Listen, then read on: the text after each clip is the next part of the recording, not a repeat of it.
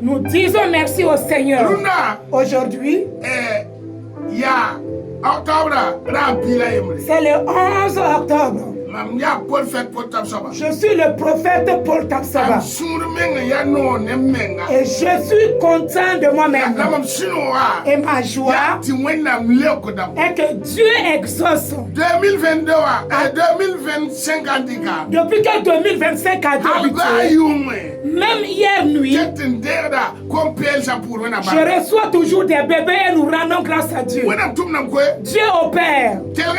Écoutez, le diable est rusé. Il a flatté les gens.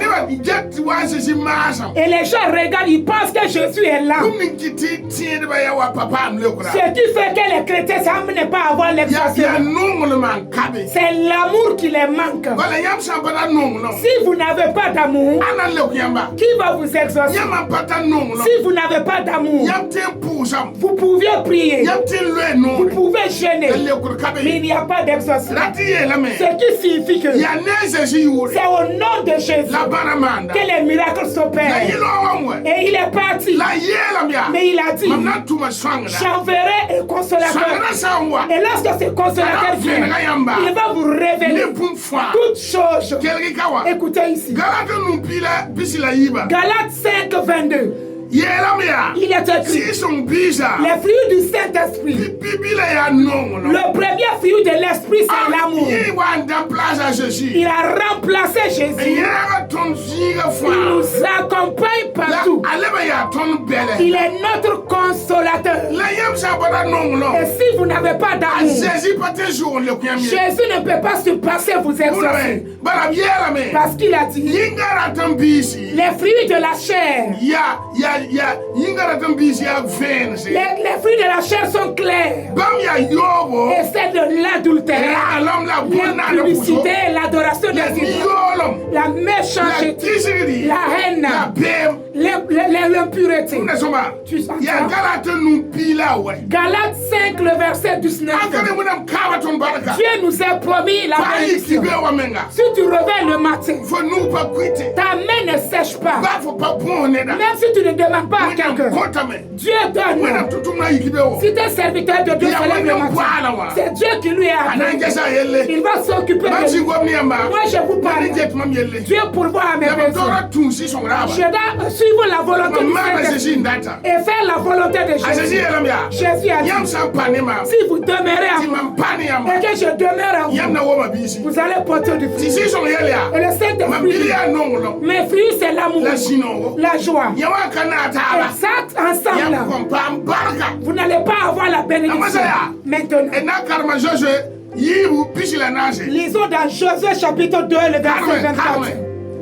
Il dit à Josué, certainement l'Éternel a livré tout le pays entre nos mains. Et même tous les habitants du pays tremblent devant nous. Amen. Alléluia. Alléluia. Écoutez, Dieu doit arracher la bénédiction devant l'ennemi et vous donner. Job 20, 25, qu'il va piétiner le dragon. Il va vomir ce qu'il a avalé. C'est Dieu qui l'a dit. Deutéronome 28, que tes ennemis, le verset 7, ils viendront par un chemin et ils vont fuir par cette chemin. Somme 91, le verset 8, 10 000 tombera à ta droite et 1000 à ta gauche et tu ne seras pas atteint. Et les malades sont devenus des chrétiens tous les jours. C'est les chrétiens qui remplissent les hôpitaux. C'est des malades. C'est l'esprit de pauvreté. Pourtant Jésus n'a pas promis cela. Nous nous haïssons. On ne s'aime pas. Pourtant Dieu a déjà conquéri la vie, conquéri la bénédiction entre nos mains. Et pour toi, c'est de l'échec. C'est toi-même qui a amené la chute. À partir d'aujourd'hui, toi qui m'as écouté, change ange. Jésus va te bénir. Jésus est puissant. Plus que les choses du monde. Jésus est puissant. Plus que les anges. Jésus est puissant. Si ce n'est pas le Père, personne ne peut être devant Jésus. Par mes bacs. Le prophète portant numéro 71. Puis au Père, puis recevez la bénédiction.